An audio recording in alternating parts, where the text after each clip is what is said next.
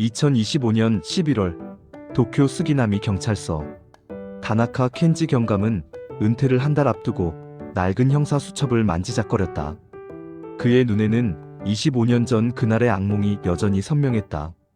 세타가야 미야자와 일가족 살인 사건. 백발이 성성한 그의 머리카락만큼이나 사건은 오래도록 해결되지 않은 채 그의 양심에 지워지지 않는 멍울로 남아있었다.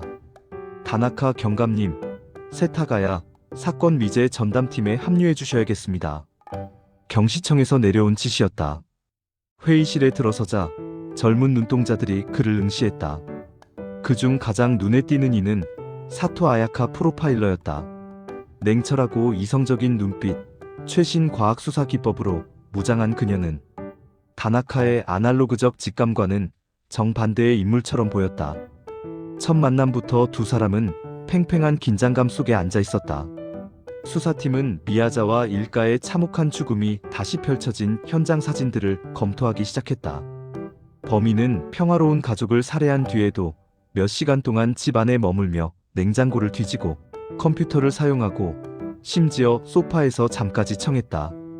다나카는 25년 전 현장에서 느꼈던 소름 끼치는 냉소를 다시금 떠올렸다. 정신병자의 소행이거나 아니면 극도로 냉혈한이거나. 하지만 단순한 정신 이상자가 컴퓨터를 능숙하게 사용했을까요? 아야카는 데이터 기반의 냉철한 분석으로 범인의 비정상적인 행동 패턴을 재해석했다. 범인의 DNA는 혼혈인임을 암시했고 현장에서 발견된 힙색에서는 네바다, 사막에서나 볼 수 있는 특이 모래가 나왔다. 해외 관련 가능성, 조직적인 배경. 다나카는 아야카의 분석에 잊었던 단서들이 다시금 빛을 발하는 것을 느꼈다. 다나카는 낡은 수사 노트를 뒤적이며 25년 전 놓쳤던 인물들과 장소들을 다시 찾아 나섰다.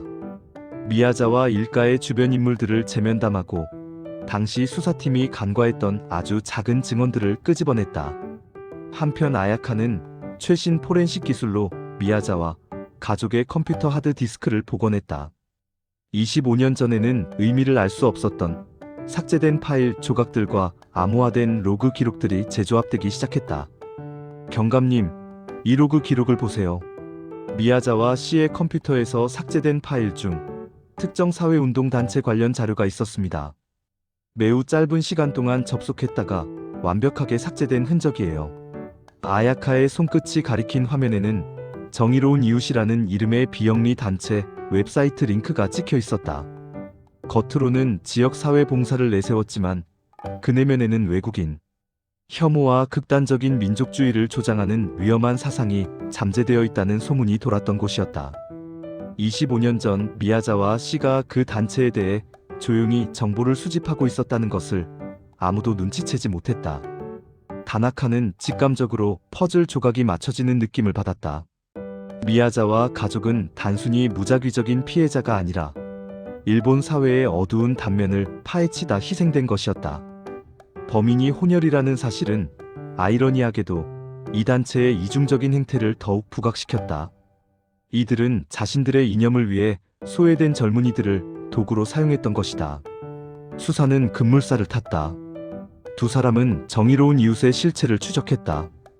미야자와 씨가 남긴 단서들을 따라가자 이 단체가 단순한 이념 단체를 넘어 불법적인 사업과 폭력, 조직과 연계되어 있음을 알게 되었다.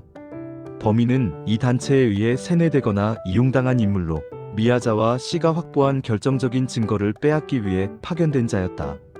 살인 후의 기이한 행동은 아마도 증거인멸 시간을 벌거나 혹은 극심한 정신적 혼란 속에서 벌인 기행이었을 것이다. 진실에 다가갈수록 그림자도 짙어졌다.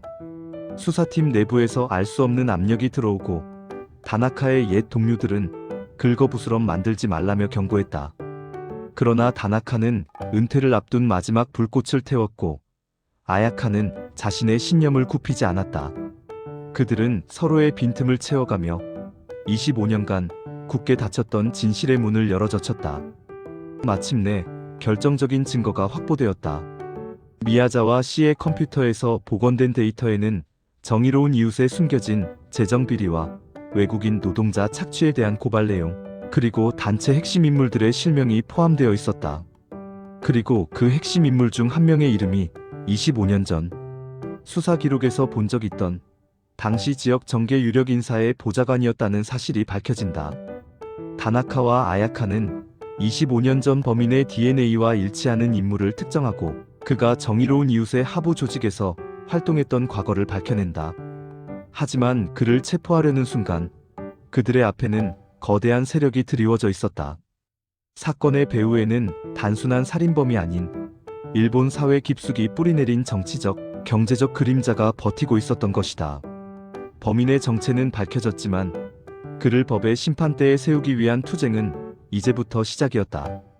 다나카는 마지막 임무를 마쳤지만 그의 마음속에는 미야자와 일가의 한을 풀어주기 위한 또 다른 싸움이 남아 있었다.